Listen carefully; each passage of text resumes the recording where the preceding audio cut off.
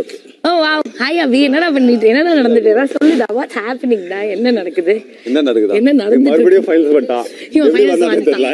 ஆனாலும் வந்துட்டான். வந்தான். இந்த வாட்டி வேற மாதிரி இருக்கான், பரவாயில்ல. ஆனா 10,000 வாட்டி கேட்டான். எங்க வராலா இல்லையா? எங்க வராலா இல்லையா? வந்துட்டேன், எங்க வேற வராலா மாதிரி இல்லையா? வந்துட்டேன். நல்லா இருக்கு, நல்லா இருக்கு. வேற மாதிரி இருக்குடா. நைஸ் டு see ஒரு ஹார்ட் இருக்கிற நிரூப் பாக்குறது வந்து ரொம்ப அழகா. அதான் சொன்னேன். மச்சான், இந்த மாதிரி உன்னை அது மாதிரி இப்படிலாம் நீ வந்து கொஞ்சம் நான் பண்ணி பார்த்ததே இல்ல. It was nice, very cute to see you and Anitha. உங்களோட பாண்ட் எல்லாம் அவர் பாசிட்டிவா தெரியுமா? எல்லா கேர்ள்ஸுமே ஜெனரலி அப்படி That's cute though. That's cute though, but very cute to see both of you. நிறைய videos of you both like cutie. Oh, இதெல்லாம் சொல்லக்கூடாதா?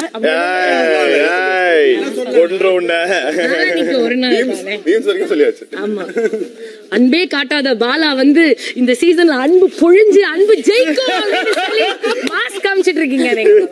But my favorite. Hello மக்களே, வெல்கம் பேக். பிரியங்கா வந்து உள்ள வரைன்ட்டு பார்க்கலாம். ஸோ வந்து ஃபஸ்ட்டு பிரியங்கா பாவனி அவங்க வராங்க.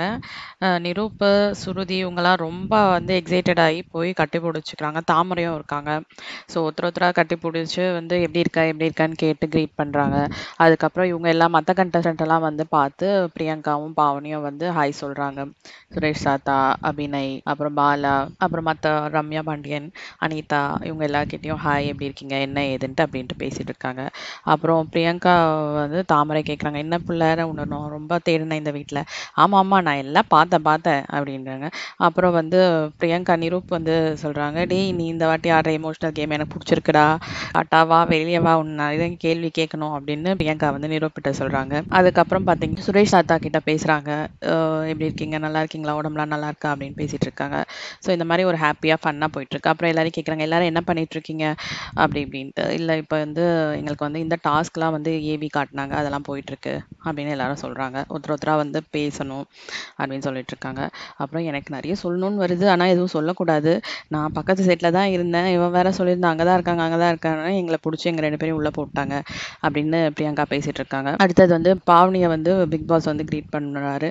ஹாய் பாவனி, வெல்கம் பேக் அப்படின்றாரு. தேங்க்யூ பிக் பாஸ் அப்படின்றாங்க. நெக்ஸ்ட் பிரியங்கா, பெருசு எப்படி இருக்க பெருசு, கால் மீ சிறுசு அப்படின்னு சொல்கிறாங்க. கொஞ்சம் நேரம் வந்து பிக் பாஸ் எதுவும் சொல்ல.